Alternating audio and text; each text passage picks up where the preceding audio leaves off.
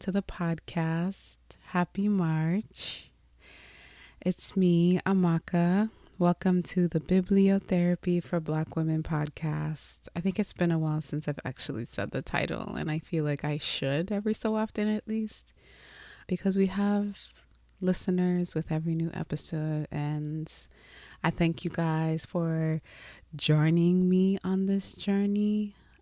And I hope everyone who is listening is doing well, or, is able to draw some inspiration or strength from, what I'm going to share today. And I'm sending positive vibes and love your way as always. So how am I doing? Doing well. I'm recording this on a Sunday evening with the plan to edit and publish on Wednesday, March 1st. And my weekend is going well. Spent some time with some friends this morning. Did some grocery shopping for meal prep. Yesterday, I did some work. In the morning, I have a talk that I am doing tomorrow. And I had some work to do for that. So I will probably give more detail about that after the talk is done. But yes, I had some work to do with that. And then I went to the gym. I had a really good workout. I am definitely a Peloton app user. I don't have their equipment when it comes to the bikes or the treads, but their app has so many amazing workouts. I cannot sing the praises of that Peloton app enough. I think it's definitely worth the monthly or yearly subscription, and their instructors are amazing. I am particularly a frequent user of their walking section, so I do a lot of their treadmill hikes. I am at the point where I can do max incline for maybe a few minutes, which is kind of cool. Depending on the treadmill that you're on, the max incline varies. Some treadmills, I think the max is 12, some of them is 15. So I'm working on staying at max for, an extended period of time at like between 2.5 and 3 speed, which sounds like it might not be that hard, but hit your treadmill max incline on 3 speed for 10 minutes and then get back to me. But it's a really, really, really good workout. And I did a 45-minute hike with, I'm blanking on the instructor's name and I'm kicking myself right now because her last 45-minute treadmill hike was amazing. So I was getting my whole life in the gym yesterday and felt really good when I was done. And then after that, I came home, and then my husband and I went out for dinner. We did just, a low-key situation. I had come across this dumpling place when I was out previously, and I looked it up and it was well reviewed. So I was like, hey babe, let's try this place. And he's always down to try good, new food.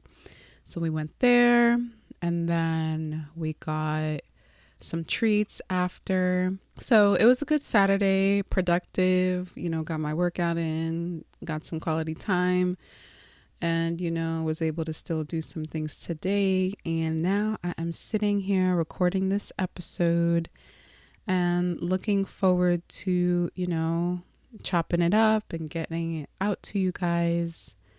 So yeah, I think that's mostly it for my personal updates. As you can see from the title of this episode, it's going to be more of a personal situation when it comes to the content I'm going to be sharing. No book this time, although we will definitely be getting back to the books. I just thought that it would be good to share, as someone who is a huge proponent of therapy, as someone who provides supportive therapy to her clients. as a nurse practitioner in the psych field, I thought it would be good to share and interesting for others to hear what my personal journey has been when it comes to therapy. Am I in therapy currently? No.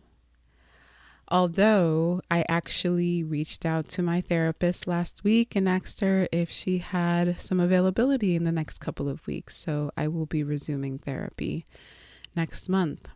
And next month will be 10 months since I have had an appointment last, which I'll speak to, in the episode. So I guess, I kind of want to start from the beginning. Ultimately, when I started, it was 2019. One thing that has really helped me, and I'm sure plenty other people, is just our generation's openness and, refusal to be ashamed when it comes to seeking out help in this way. The demand of therapy has exploded. And I think it is ultimately for the better. We need more clinicians in the field to meet the demand. But I think the fact that we have lifted the veil and are not embarrassed about talking about mental health the way, older generations have struggled with it. And, we're just like, my therapist said this, my therapist said that. Like it's very much part of the general conversation amongst us as millennials and Gen Z and Gen X to a degree. And, I'm all for it. I'm all for it. I am proud and happy to be amongst those who can provide support in that way. And, I've oftentimes reflected on my own journey when it comes to it. Never really took it seriously as an option for myself until I was in nursing school. And I don't think there was anything particularly unique about nursing school that made me decide ultimately to see a therapist. But it just got to a point where I was like, I think this is something that I need to explore. So ultimately, and this is, I'm also going to talk about this too, about how you may not find the right fit for you the first time. So I have not really, gone too deep about when it comes to, I think I've alluded to it, that there have been, strained dynamics with, family members. One in particular that I have struggled with over the years. So I saw how it was impacting my relationship, which is now my marriage, but past, before we got married, it was, us as boyfriend, girlfriend and partners, long-term relationship. I was seeing how the effects of my dynamics with that family member was impacting that relationship. I was seeing how just my perspective and view of the world was impacted by that strained relationship. And I saw how I was dealing with the emotion of jealousy when it comes to seeing others who had stable dynamics, myself and then that person in their life who I had a strained relationship with. So, not everyone can say that they have been jealous of someone. It's very, I wouldn't say it's welcomed, to be jealous. People don't like to admit that they're jealous of a person about what they have. For me, it wasn't anything material. It was kind of having a hole, feeling like I had a hole, feeling like there was something missing. And then seeing other people have what I wish I had when it came to like a stable, loving dynamic with that person in my life that they had in their lives. So a combination of all those things I just mentioned ultimately landed me in therapy. And I started, I guess, early 2019. I got kind of like a list of therapists of color, and I reached out to a few, and I ended up starting to see one therapist, and I saw her for a few times. I think maybe we had 3 or 4 sessions, and the first session was okay. It didn't go, bad particularly. I remember kind of just starting to give her my history and, just kind of talk about what's going on with me. And I do remember that she did a lot of talking too. And I was like, is this normal? I'm sure therapists have their different approaches when it comes to the work. But I left a few sessions thinking that she almost talked more than I did. Whereas I feel like with that being my hour, my time, like I'm supposed to be the one doing most of the talking. And I even like asked my old roommate, like, hey, this is how this is going. Like, what do you think? And she was a little unsure too. She was like, that's your time. Aren't you supposed to be doing most of the talking? I was like, that's kind of what I think, but I don't know. This is my first, situation when it comes to therapy, but I didn't want to give up on it. So I kept going. But, that uncertainty didn't go away because I would be in the session and, she would interject with her thoughts, but it got to the point where I would lose my train of thought. And, that didn't add to the fruitfulness or the substance of the therapy session. Like if I'm consistently losing my train of thought, like how am I able to process and move forward and progress in the work?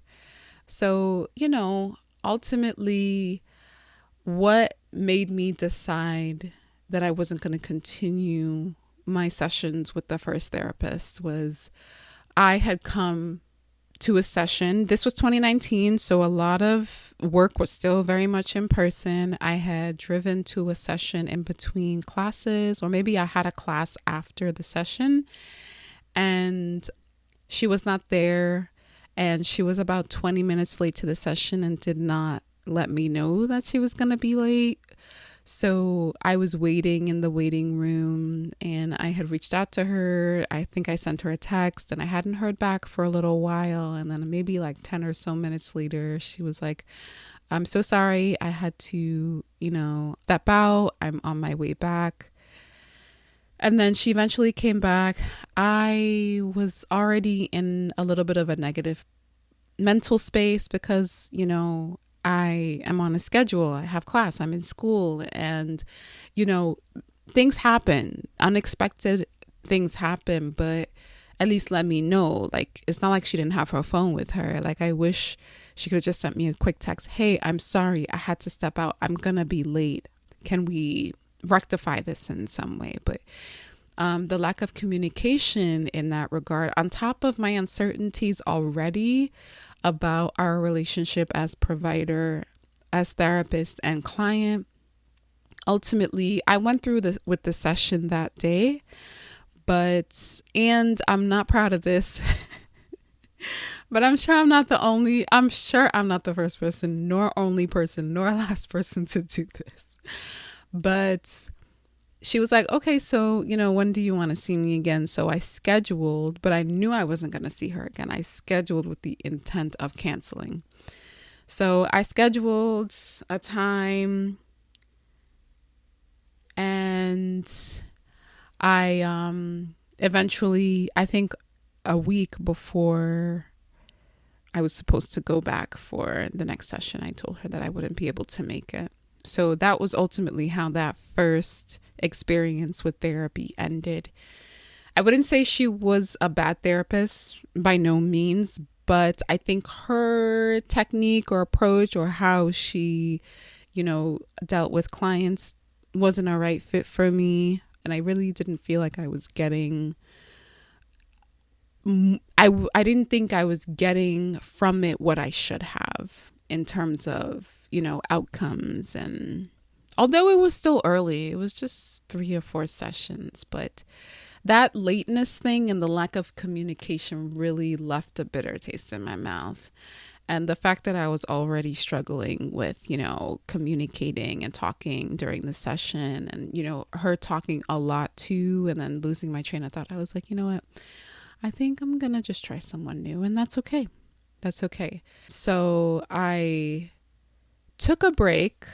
I took a break from, the therapy thing for a couple months. And then I went back to that list that was shared of therapists of color, and I reached out to another one. And that's ultimately who I still see today. So, like I said before, the first person may not be the right fit. I have heard the saying that therapy is like dating, and I think that is an apt analogy because you're not going to always find the right person the first time. And just because you don't doesn't necessarily mean therapy is not for you or you're not cut out for it. It just means that maybe the approach or technique of that particular therapist does not fit what you need, or maybe the vibe is just not there. Like, you need to be able to get along with your therapist. You need to be able to, I think, like your therapist to a degree, because if you don't get along with them, if you don't like them, how are you going to feel safe? How are you going to open up? How are you going to receive the information that they want to share with you so that you become a better person? That's not always going to happen with the first attempt.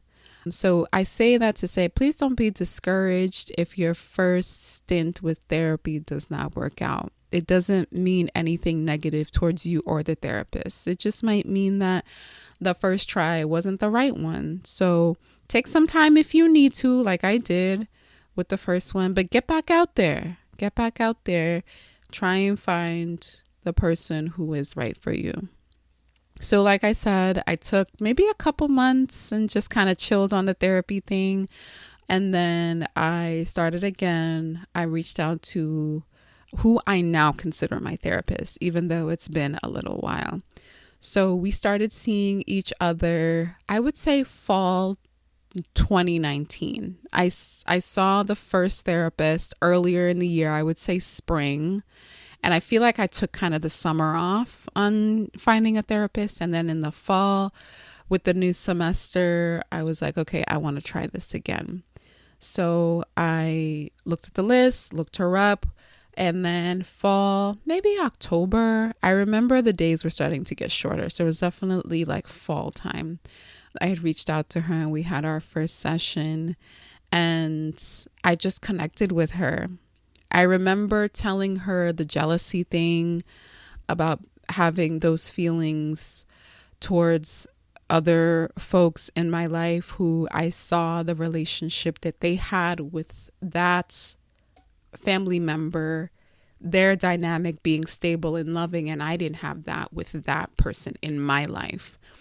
And she was like, first of all, I commend you with being able to say that you were jealous in this way, because a lot of people have a hard time admitting that. And I think that also speaks to what I said before. Like, it's hard to admit you're jealous of somebody, we don't like to admit that. We don't like to be open about that. But one thing I appreciate about myself over through my 20s and to present day is that I've got to the point where I'm like, I'm doing myself a disservice if I lie to myself. Why am I lying to myself?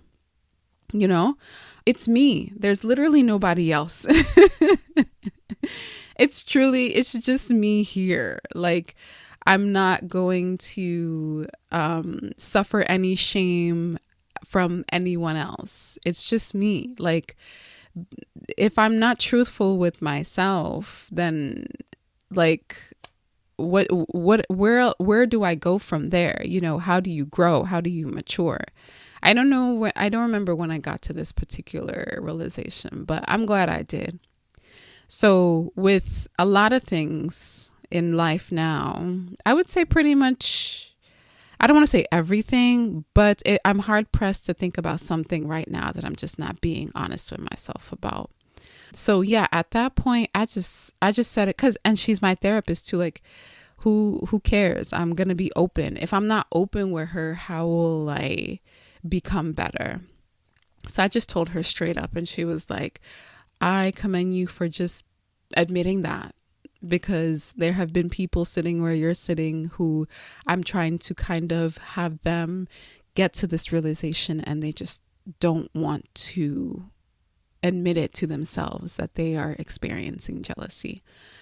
So we, were able to kind of move forward from that point because I was able to be honest with myself, with her in that moment, and kind of unpack that and, figure out what can I learn from this? How can I move forward? What tools do I need to work through it ultimately? And one thing I really appreciated about this therapist is, I was talking, and then she asked me a question. She rarely, so this therapist, who I now consider my therapist versus the first one, I would say their techniques are night and day, because she doesn't talk unless I'm like, can you tell me what you think? She'll be like, okay. I will do most of the talking to start, and then if she asks me a question and then I answer, and then I'm like, oh God, what was I saying before? She will recount everything that I've said and bring me back to where I stopped. So I really appreciated that about her. I think she did that in the first or second session. I was like, okay, I really appreciate you for this. And then, her acknowledging where I was in terms of my emotional state with the jealousy and things like that. I was like, okay, I think this is going to work. She gave me homework to do. She didn't put pressure on me when it came to a timeline, but she really encouraged me to complete that homework as part of, the journey towards healing ultimately. And I don't remember when I finished that homework, but I did it. It was like the end of the day, to the point where, I was probably just in my bed, chilling on my phone or the computer or whatever. And then I kind of shot up in the bed, and I got my iPad and I just started writing with my Apple Pencil. I wrote, because she told me to write a letter to that person about just everything. And she was like, you don't even have to send it to them. This is for you. You can decide to send it to them. You can decide not to. You can decide after you write it to delete it or whatever. And I still have that letter. I don't quite remember where in my iPad I stored it, but I still have it, and I could probably dig it up if I tried hard enough. And yeah, I shot out of bed. It was maybe 11 at night, and I just poured my heart out in that letter. And it was maybe like 10 or 11 pages on the iPad.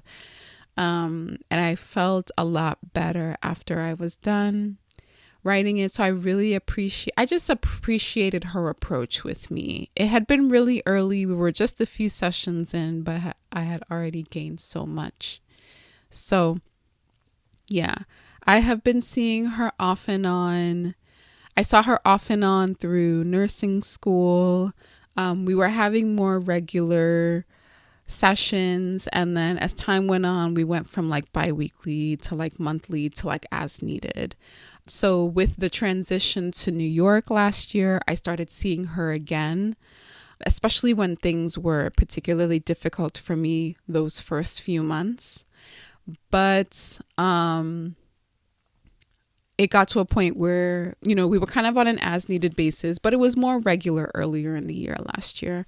Things started to get a little bit better, more stable. I hadn't really seen her through the summer, and then the year kind of ended, and now we're in 2023. So I kind of, even with everything that's, I went through last year, though I feel like I haven't gotten into the nitty gritty. I definitely talked about quitting my old job and everything, and how I really struggled with that and how it was impacting me. That was definitely something we spoke about.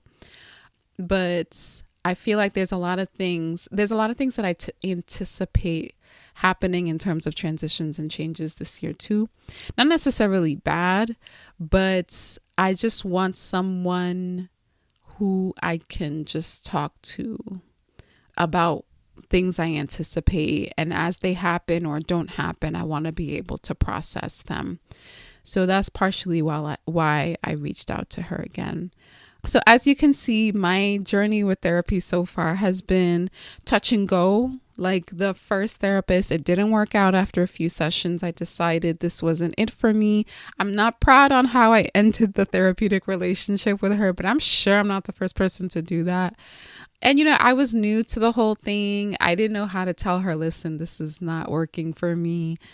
So, yeah, not proud of it, but it's real. And I want to be completely transparent on how I handled that. And I took a break from it. I needed some time. And then I embarked on, finding someone new again in the fall, and it worked out.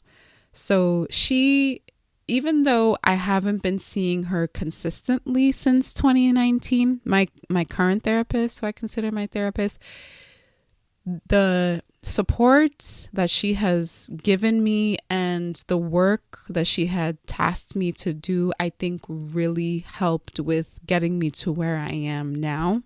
I'm very much someone who, not so much anymore. I still struggle with it though.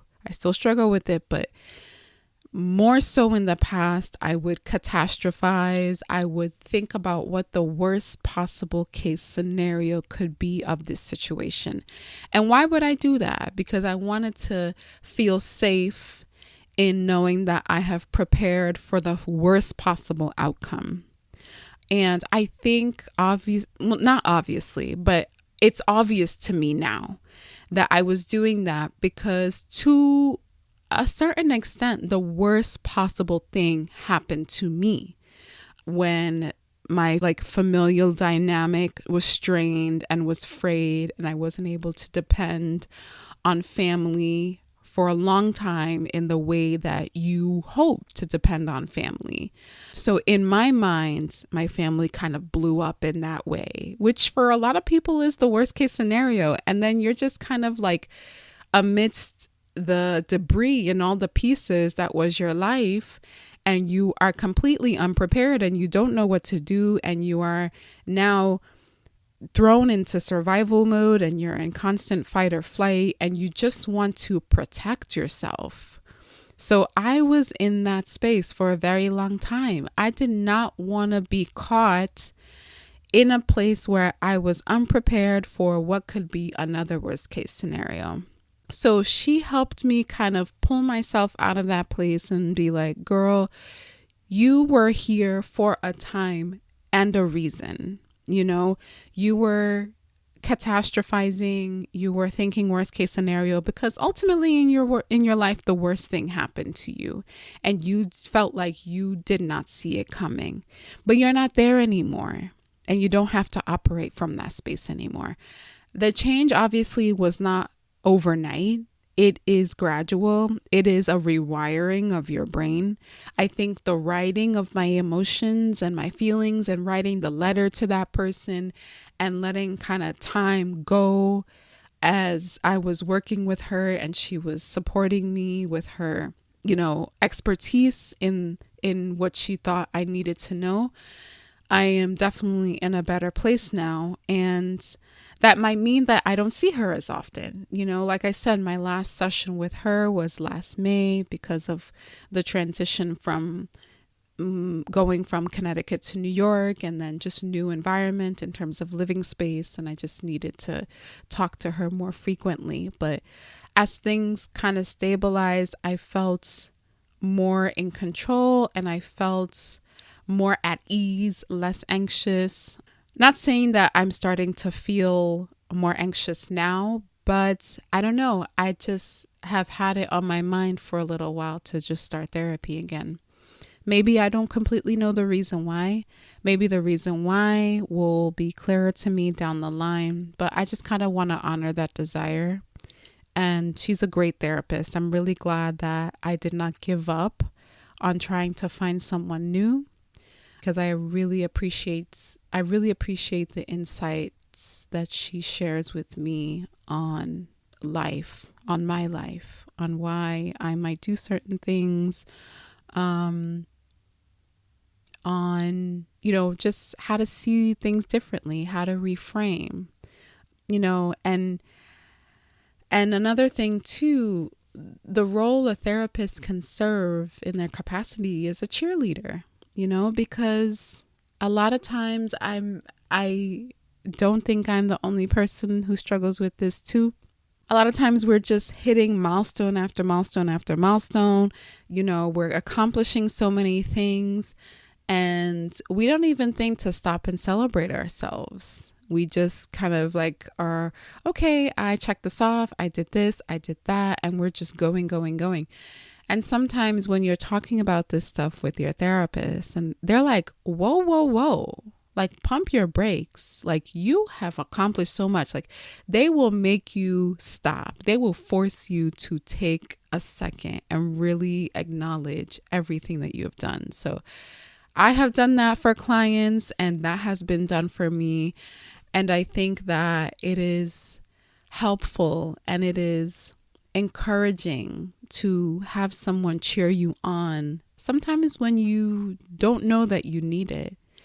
So, yeah, I mean, I can sing the praises of being, in therapy and the fact that also too, people's relationship with therapy is different. As you can see, I'm not the type of person who is seeing a therapist weekly.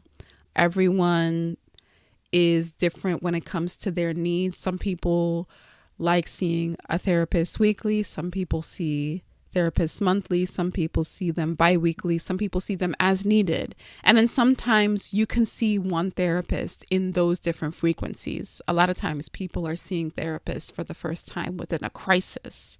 So they see them and then they build that rapport and then they start to, kind of form that relationship over time. And then they get to a point where, maybe weekly is not necessarily needed. And then you go to bi-weekly and then you go to monthly and then you go to as needed. I just want people out there to know that there is no shame in seeking therapy. There's no shame in seeing a counselor. They are great when it comes to, like I said, being a cheerleader, equipping us with tools to get through this thing called life.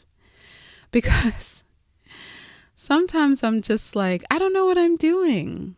And I need help. I need a way to get out of my head. I need someone to tell me this in a different way. I need a different perspective. And it's not the same as going to church. It's not the same as seeing a pastor. It's different. Like they are trained to help you in this way. And it's invaluable. It's invaluable. I feel like everyone can benefit from therapy in different ways. Like I said, frequency might be different for everyone, but everyone can benefit in one way or another. And I think it's a tool to have when it comes to regular mental hygiene. We have physical hygiene. We shower, we brush our teeth, we floss, we comb our hair, we wash our hair, we moisturize. We have our physical hygiene routines. But mental hygiene routines are not really something that is solidified or crystallized the way physical hygiene routines are. And I think that's something that needs to be like that. It needs to be something that's a staple, meditating regularly, writing regularly, journaling, just getting your emotions out and processed in a way that is healthy and that is consistent on a regular basis. And that can very well include therapy. So, yeah, I mean, that's it in terms of my personal journey with therapy. I think I'm not quite sure how frequent I'll be seeing my therapist again this time around. I'm coming into this new time of restarting therapy, wanting to have it be more regular, even if it's a monthly appointment. I don't think I want to really do as needed anymore. I think just for myself, it's good just to know that I have an appointment on the calendar. I have a really good therapist. And why not make use of those tools?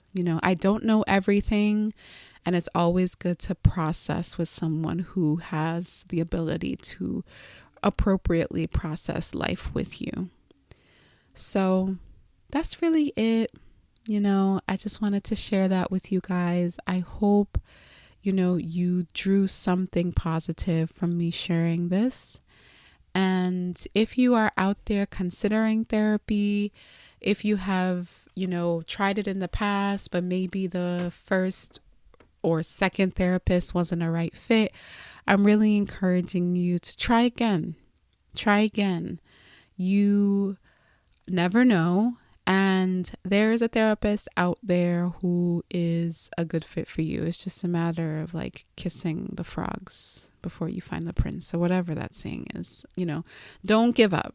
Don't give up, ultimately, is what I'm trying to say. Don't give up. So yeah, that's it. I hope you guys enjoyed this episode. As always, thank you so much. I appreciate you guys. If this episode or past episodes have positively impacted you, please rate and review the podcast. Please reach out to me if you have any comments that you want to share with me, any thoughts or feelings. If you have any questions, any life situations that you want my 2 cents on, hit me up, email me, btbwpodcast@gmail.com, or DM me at my Instagram handles in the description below. And as always, thank you guys so much for listening. Love y'all so much, and I'll talk to you soon. Bye.